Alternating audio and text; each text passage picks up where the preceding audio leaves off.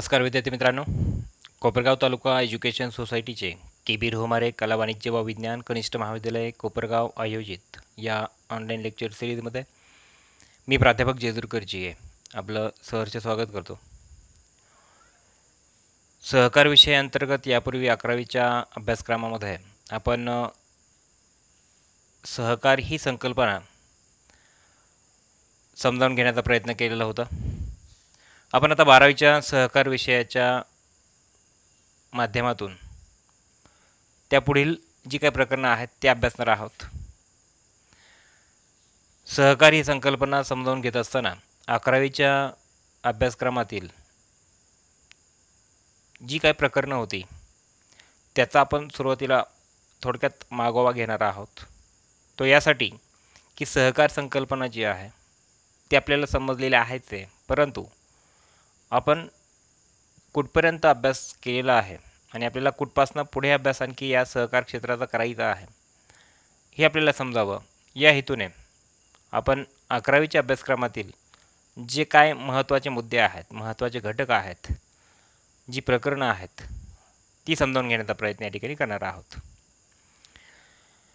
सहकार ही संकल्पना एक सामाजिक संकल्पना आहे.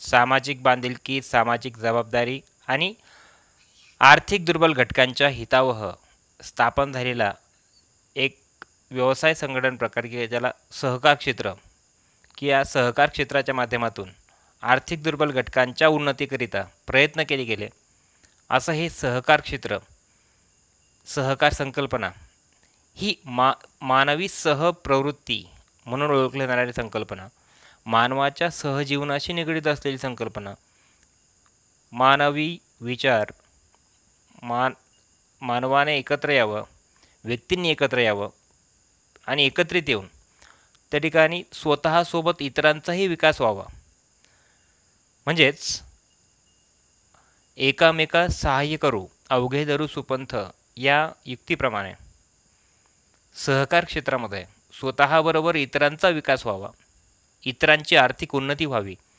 या मुख्य आधार प्रवाहाद्वारे या सहकार क्षेत्राकडनं एक सामाजिक विकास,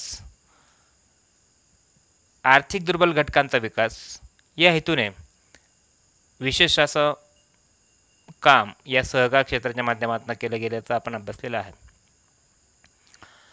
सहकार अर्थ, इतिहास, वैशिष्ट्य आणि महत्त्व हे पहिलं प्रकरण आपण अभ्यासलेलं होतं की ज्या माध्यमातून सहकार क्षेत्र हे जागतिक पातळीवर, देश पातळीवर आणि महाराष्ट्र पातळीवरती कशाप्रकारे विकसित होत गेलं हे आपण अभ्यासलं. त्यानंतर विविध व्यवसाय संघटन प्रकारांचा तुलनात्मक अभ्यास की ज्यामध्ये व्यक्तिगत व्यापारी संस्था, भागीदारी संस्था, संयुक्त भांडवली संस्था आणि सहकारी संस्था अशा वेगवेगळ्या प्रकारच्या व्यवसाय संघटन प्रकारांचा तुलनात्मक अभ्यास करण्याचा प्रयत्न आपण त्यावरती केला होता. त्यानंतर सहकारी किंवा सहकाराची तत्वे की ज्यामध्ये सहकाराची मूलभूत तत्वे, सहकाराची जी सर्वसामान्य तत्वे ती आपण अभ्यासलेली होती. सोबतच सहकाराची मूलभूत तत्वे याचा अर्थ काय की सहकार क्षेत्राला कुठेतरी मर्यादा आहेत, कुठेतरी शिस्त आहे, कुठेतरी नियम आहेत आणि त्या नियमांचं पालन हे त्या क्षेत्राकडनं केलं गेलं तर निश्चित उद्दिष्टपूर्ततेकरिता, योग्य ठिकाणापर्यंत पोहोचण्याकरिता सहकार क्षेत्राला सोपं जावं या हेतूने या तत्वांचा अवलंब या सहकार क्षेत्राला करावा लागतो की जी सहकाराची तत्वे आपण या ठिकाणी अभ्यासलेली आहेत. पुनर्निर्धारित मूलतत्वे आपण अभ्यासली, सर्वसामान्य तत्वे आपण अभ्यासलेली होती. सोबतच सहकारी संस्थांची जी काही स्थापना आहे हे देखील प्रकरण आपण अभ्यासलं की ज्यामध्ये सहकाराची प्रवर्तन अवस्था, नोंदणी अवस्था, सहकारी संस्था 2 टप्प्यांमधनं त्या ठिकाणी जातात. सहकारी संस्था अस्तित्वात येतात की ज्यामध्ये प्रवर्तन अवस्था ही सुरुवातीची अवस्था, सहकारी संस्थांना नोंदणीची गरज पडते ती नोंदणी अवस्था, याही बाबतीत विविध जे काही घटक होते ते देखील आपण अभ्यासलेले आहेत. आणि यानंतर आपण सहकारी संस्थांचे जे काही विविध प्रकार आहेत ते टप्प्याटप्प्याने अभ्यासलेले आहेत.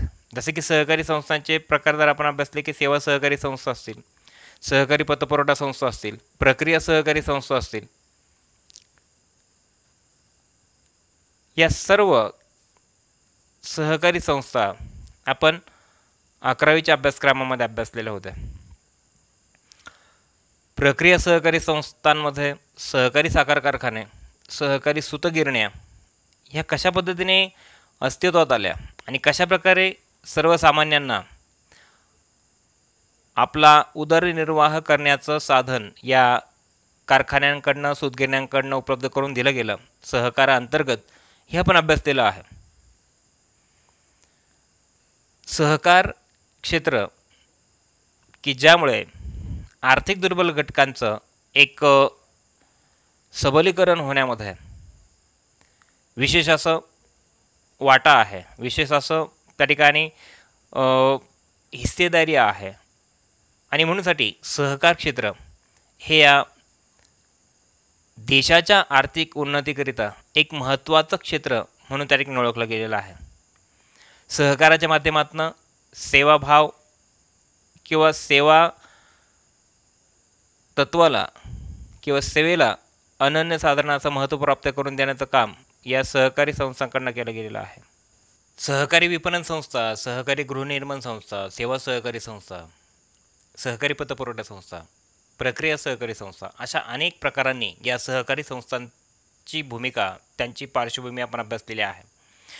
सहकार क्षेत्र हे या कृषीप्रधान देशामध्ये अतिशय त्याने महत्त्व प्राप्त केलेलं आहे.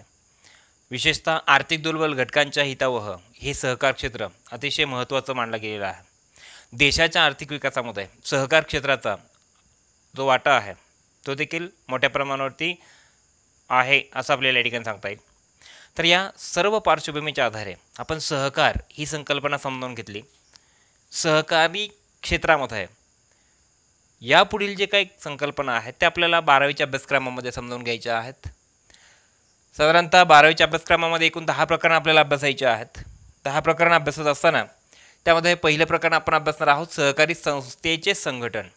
सहकारी संस्थेचे संघटन यामध्ये सहकारी संस्था कार्यरत असतात, मात्र सहकारी संस्थांमध्ये जे संघटना आहे की ज्यामध्ये सभासद असतील, संचालक मंडळ असेल, सोबतच अध्यक्ष असतील, उपाध्यक्ष असतील, सचिव असेल किंवा खजिनदार, या सर्व संघटन रचनेचा अभ्यास आपल्याला या सहकारी संस्थेचे संघटन या प्रकरणामध्ये करायचं आहे. म्हणजे सहकारी संस्था जी स्थापन होते, सहकारी संस्थेची जी कार्य चालतात ती एका विशिष्ट अशा संघटन रचनेच्या माध्यमातून चालतात. त्यामध्ये सभासदापासनं ते खजिनदारापर्यंत जी पदाधिकारी आहेत या सर्वांचा आपल्याला या पहिल्या प्रकरणामध्ये अभ्यास करायचा आहे. सभासदाची कार्य, जबाबदाऱ्या, सोबतच कार्यकारी समिती की ज्याला आपण व्यवस्थापन समिती म्हणूयात, की ज्याला संचालक मंडळ म्हणून ओळखलं जातं, त्यांच्याही जबाबदाऱ्या, भूमिका यांचा अभ्यास आपल्याला सहकारी संस्थेच्या संघटनेमध्ये करायचा आहे. सहकारी संस्थेच्या सचिवाचा पत्रव्यवहार हा अतिशय महत्त्वाचा पत्रव्यवहार मानला गेलेला आहे.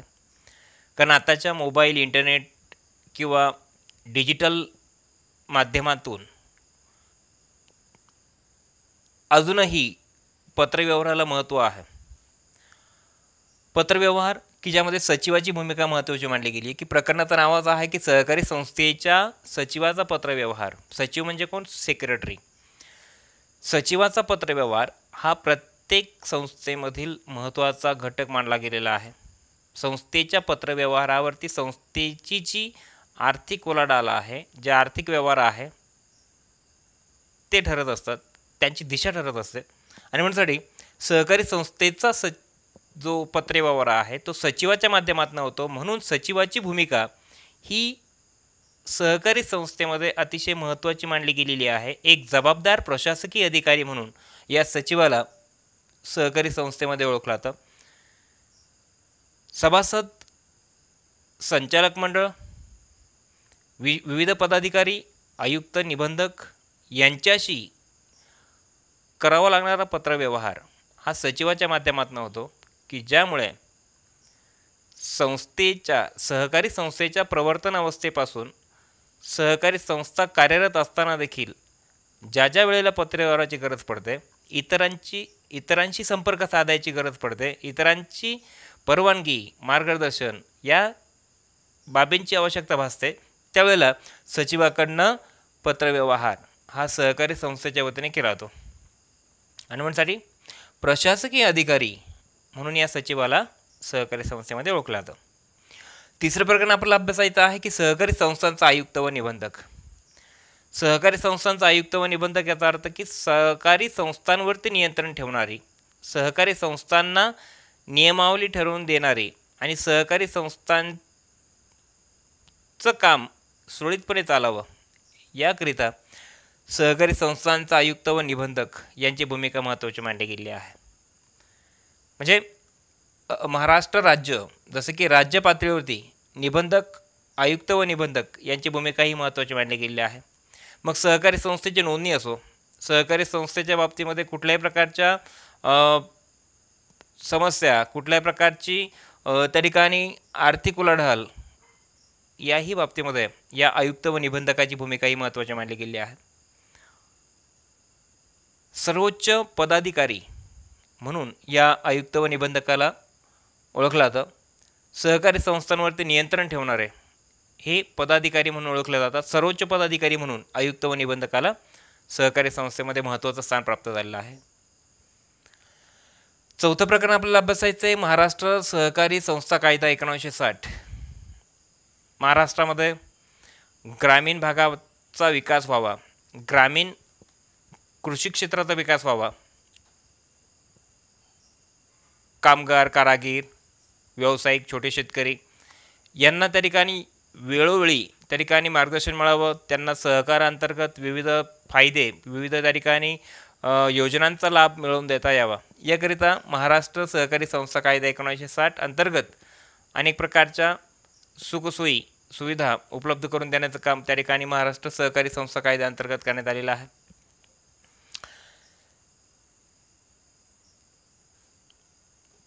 पुढील प्रकरण आपण अभ्यासतोय प्रकरण क्रमांक असेल 5 की सहकारी संस्थेचे हिशेब व हिशेब तपासणे. कुठलीही संस्था असेल की ज्यामध्ये हिशेबांना खूप महत्त्व असतं, हिशोब ठेवणं ही एक प्रकारची कला मानली गेलेली आहे. हिशोब जर अचूक असतील तर त्या माध्यमातून त्या संस्थेची उलाढाल, त्या संस्थेचा नफा तोटा, आर्थिक स्थिती त्या ठिकाणी समजत असते. याच अनुषंगाने त्या हिशोबांची तपासणी व्हावी की हिशोब अचूक आहेत याची शहानिशा करण्याकरिता हिशोबांची तपासणी ही वर्षातनं अनेकदा त्या ठिकाणी केली जाते किंवा वर्षातनं एकदा केली जाते. त्यामुळे सहकारी संस्थेची हिशेब व हिशोब तपासणी या प्रकरणामध्ये आपल्याला हिशेब व हिशोब तपासणी संदर्भातील विविध प्रकारची हिशोब पुस्तके यांचाही अभ्यास करायचा आहे. जसं की तेरीच पत्रक असेल, व्यापारी पत्रक असेल, नफा तोटा पत्रक किंवा ताळेबंद या प्रकारचे जे हिशोब पुस्तके आहेत यांचा अभ्यास आपल्याला या प्रकरणामध्ये करायचा आहे. पुढील जर आपण प्रकरण अभ्यासलं नागरी सहकारी बँक. आपल्याला माहिती आहे की सहकार क्षेत्र हे ग्रामीण भागापुरतंच मर्यादित नसून शहरी भागांचाही आर्थिक विकास व्हावा, शहरी भागातीलही जे काही आर्थिक दुर्बल घटक आहेत त्यांनाही त्या ठिकाणी न्याय मिळावा या हेतूने शहरी भागामध्ये देखील या सहकार क्षेत्राने आपली कामगिरी पार पाडलेली आहे. त्याचप्रमाणे नागरी म्हणजे शहरी थोडक्यामध्ये नागरी सहकारी बँक शहरामध्ये राहणारे कारागीर, मजूर यासारख्या आर्थिक दुर्बल घटकांना पतपुरवठा करण्याकरिता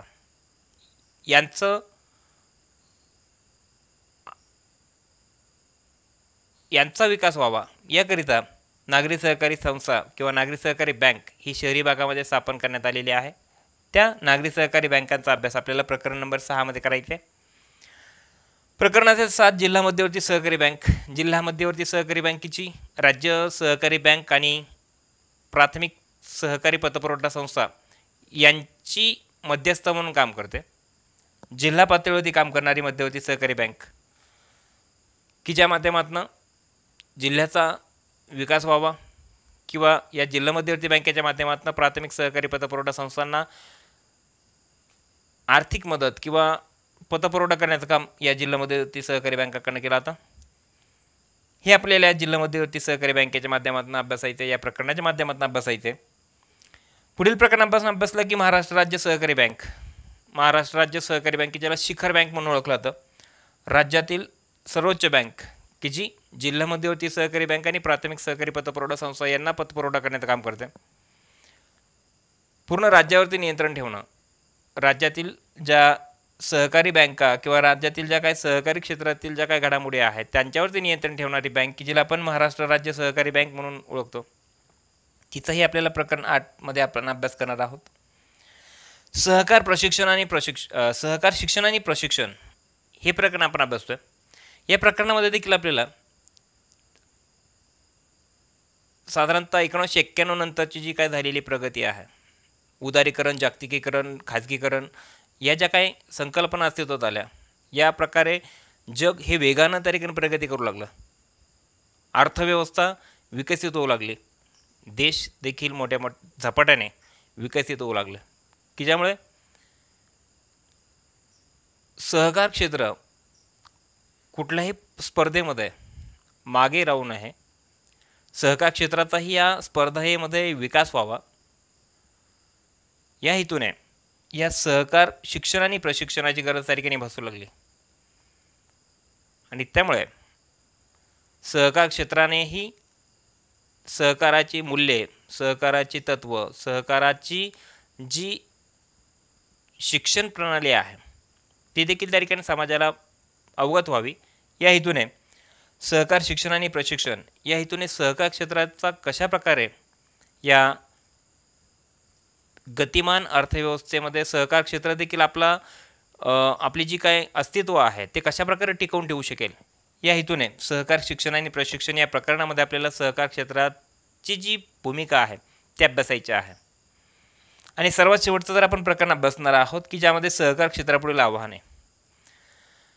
सहकार क्षेत्रापुढील आव्हाने जर आपण लक्षात घेतले की वाढतं जागतिकीकरण की ज्यामुळे समाजातील जी स्पर्धा आहे, स्पर्धेमध्ये अनेक प्रकारचे व्यवसाय, अनेक प्रकारच्या उलाढाली त्या ठिकाणी घडत आहेत. तर अशा प्रकारे या स्पर्धेला देखील कुठेतरी सामोरं जाता यावं.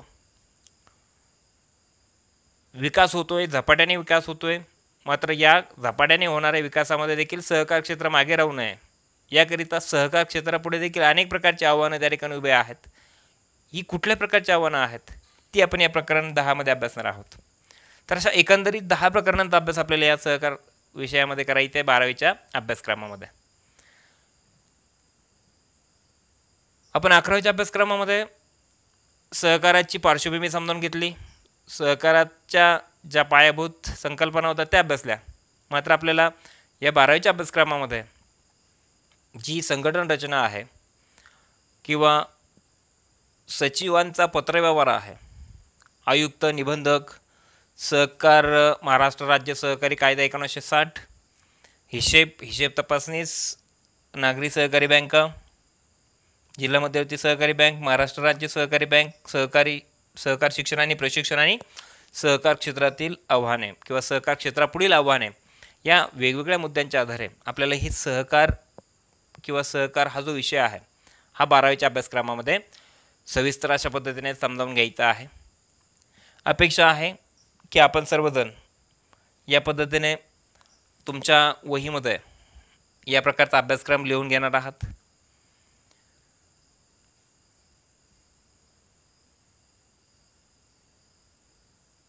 सहकार विषयाकरिता तुम्हाला देखील एक स्वतंत्र वही त्या ठिकाणी करायची आहे की ज्या वहीमध्ये तुम्हाला या संदर्भातील ज्या काय सर्व नोट्स दिल्या जातील त्या नोट्स तुम्हाला त्या वहीमध्ये काय करायच्या आहेत, नमूद करायचे आहेत.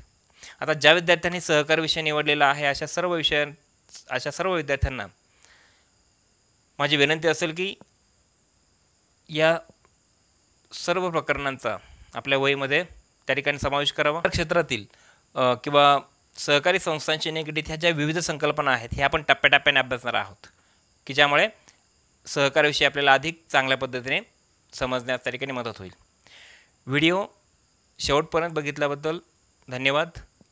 पुढील व्हिडिओमध्ये प्रकरण 1 सहकारी संस्थेचे संघटन, की ज्यामध्ये आपल्याला सहकारी संस्थेचे सभासद, कार्य, जबाबदाऱ्या, कार्यकारी समिती, की ज्याला संचालक मंडळ किंवा व्यवस्थापन समिती म्हणून ओळखलं जातं, सोबतच जे विविध पदाधिकारी आहेत जसं की अध्यक्ष असेल, सचिव असेल किंवा खजिनदार, या सर्व घटकांचा सविस्तर अभ्यास करायचा आहे.